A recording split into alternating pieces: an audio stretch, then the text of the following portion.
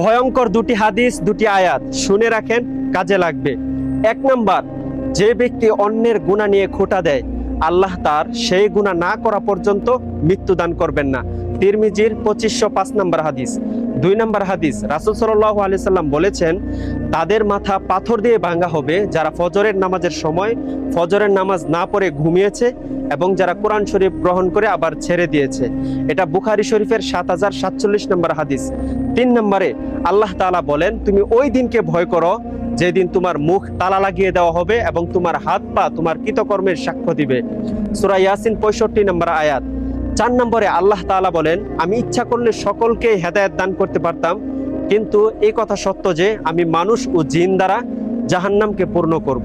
রাসূলের হাদিস শোনা মাত্রই যারা যারা শেয়ার করবে, কাল কিয়ামতের দিন তাদের চেহারা নূরে আলোকিত হয়ে যাবে ইনশাআল্লাহ।